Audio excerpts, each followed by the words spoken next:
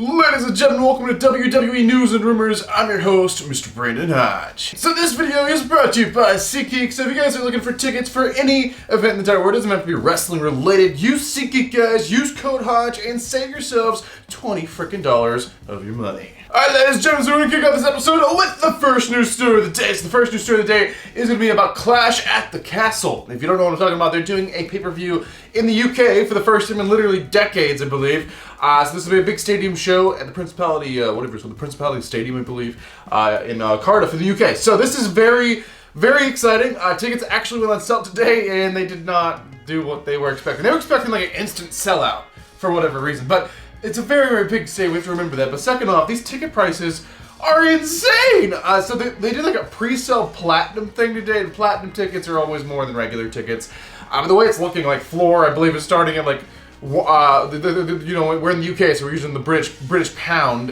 So we're looking at like 1,500 pounds for like very far back on the floor. And we're talking about the first floor section. We're not talking like second floor section, and then like lower sections like 500 pounds, and it's like WrestleMania. It's like maybe even more expensive, but it's like WrestleMania. And you know, WWE had the same issue when they put WrestleMania 38 tickets on sale this past year.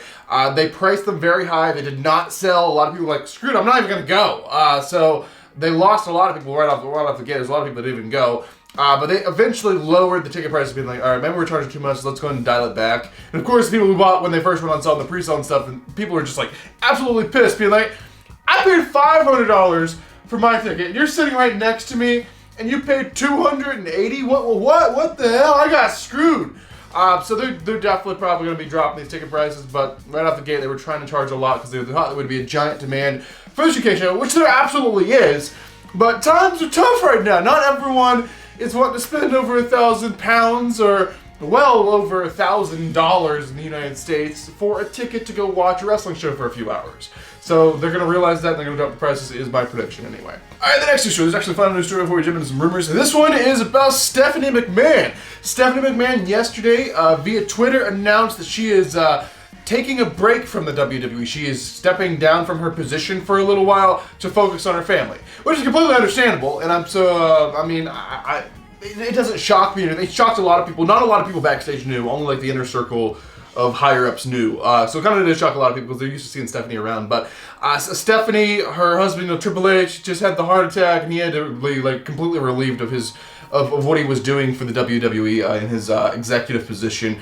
Stephanie is stepping down. I guess family stuff, completely understandable, completely fine, but she does have to announce stuff like this because WWE is a publicly traded company, and when we were changing like executives around, especially high up ones, like Stephanie, who's kind of the face of like the corporate WWE or whatever, she definitely has to announce something like this, but she is stepping down for a little while. She will be back. As of right now, she's just doing some personal stuff, which completely understandable, completely fine, and Stephanie will be back. Alright, ladies and gentlemen, so that's actually the only confirmed news stories I talked to you guys about today. But don't be sad, don't go anywhere. Go and get your juice boxes out. Get your juice boxes ready, because ladies and gentlemen, it is now time to talk about some juicy rumors. So the first rumor we'll be talking about is about Ric Flair. If you guys missed the past few news episodes where I've been talking about this, Ric Flair's coming out of retirement. Now Ric Flair, phenomenal wrestler, Hall of Fame wrestler, one of the greatest wrestlers, probably, if not the greatest wrestler to ever step into the ring. I mean, personally, maybe not my favorite, but you have to realize what the guy's done. Not just in the ring as a wrestling ability, as a character-wise, and in development, and rolling the business along.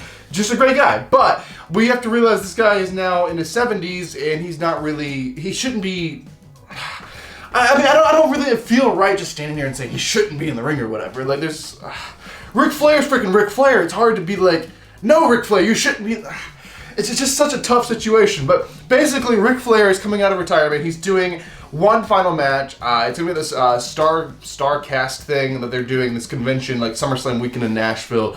And basically, it's like his own show. The name of the show is called Ric Flair's Last Match.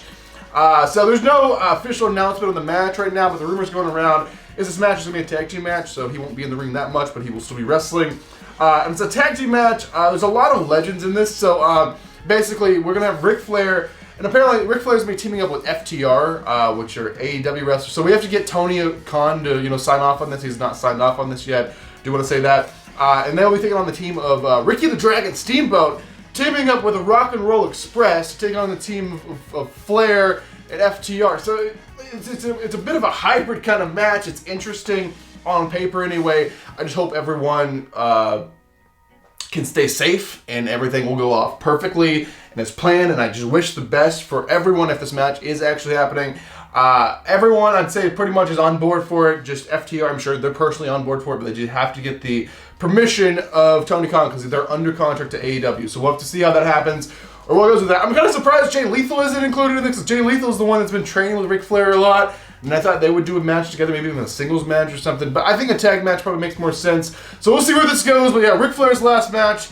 That's a rumor about it. It's SummerSlam weekend in the same city as SummerSlam in Nashville, so I'm sure we're going to get a lot of SummerSlam fans or people traveling to the area to go to that as well, because it's just the day after. But anyway, we'll wait and see on that. But that's an update about Ric Flair's last match, or next match. Alright, the next rumor. The next rumor is about Sasha Banks and Naomi. So Sasha Banks and Naomi, if you guys haven't heard about this, apparently they walked out of the WWE, or they walked out backstage at Raw. Like, what is this? WWE officially announced this. I'm like, they're really using this as a storyline. It's like a CM Punk-ish kind of thing, but they're using a storyline. They officially announced it. Like when CM Punk walked out, they didn't announce anything. He was gone for months, and everyone's like, man, we haven't seen CM Punk in a while. I wonder what happened to him. And we didn't know for a while what the hell happened. He walked out. It's Sasha and Naomi literally announced like the same thing. They're saying that the reason this was announced is they felt a legal obligation to do this because they announced this match for the show to happen, and they weren't there, so they felt like they had to announce that it was out of their control or something. I have no idea if this is legit or not. Sasha Banks always talked in the past months or even years how great her relationship is with Vince McMahon and how much she loves working for the WWE and how great everything is and how every time she has even just the slightest small problem or worry or anything, she can go straight to Vince McMahon and everything is perfect. So it's kind of odd if this is a legit thing. I'm still on the fence about it. I don't know how you guys feel. I feel like a lot of people have flipped now, believe this thing is legit. I have no idea what's going on. WWE made a mention of that they didn't like the people they were facing, and then the rumors were saying that was nothing to do with the case, and it was entirely to do with they didn't feel valued as the women's tag champions. They didn't feel like it was a legitimate championship, and I will say that I will agree with that because the title's been around since 2018 and it just doesn't have a good, a big feel to it. It's like, oh, it's just like kind of just a prop. It's not really like feels like a glorious championship, if you will. So I get where they're coming from with that. I have no idea if this is legit or not. I would love to hear you guys' thoughts on this in the comment section down below. But Sasha Banks and Naomi, did they walk out of the WWE? I don't know. I don't know why they would do that. I know Sasha, for one, has such a great relationship apparently, and she always raves on about how great it is with Vince.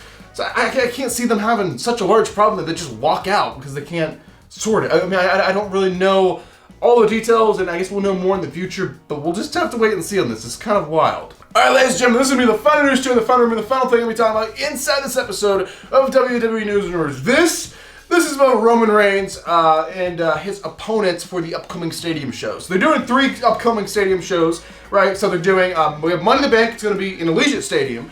We have, we have SummerSlam, it's going to be in the Nissan Stadium in Nashville. And then we have the Clash of the Castle, which is in the Principality Stadium in the UK, of course. So, who's Roman Reigns facing? Our tribal chief, our undisputed Universal Champion. Who is he facing at these shows? Okay, so apparently this is the list right now, and it could change, and they could shuffle around who. The 3 he's supposed to be facing at these shows. We have Riddle, we have Randy Orton, and we have Drew McIntyre. So Drew McIntyre is going to be the UK show. They're saving that for that because it's close to, his homeland or whatever. So we have the other 2 shows. So they're thinking Money in the Bank. We're going to have Riddle do it. And then at SummerSlam, main event of SummerSlam probably, is going to be our tribal chief and our undisputed Universal Champion, Mr. Roman Reigns, taking on the Viper, the legend killer, if you will, Randy Orton. That's going to be a good one. Riddle is also going to be an interesting one. I've always wanted to see how he would do in a bigger spot like that. They're giving it to him. It looks like Money in the Bank. We're going to have Riddle versus Roman Reigns for the championship. So this is going to be very, very interesting to see what's going to happen. Let me know your thoughts down below. But apparently that's Roman Reigns' next 3 opponents for these big stadium shows this summer. So there you guys have it. That's it for this episode of WWE News and Rumors. Hopefully you guys enjoyed it. But I am your king of vlog style, Brandon Hodge. And I will see you guys in the next video.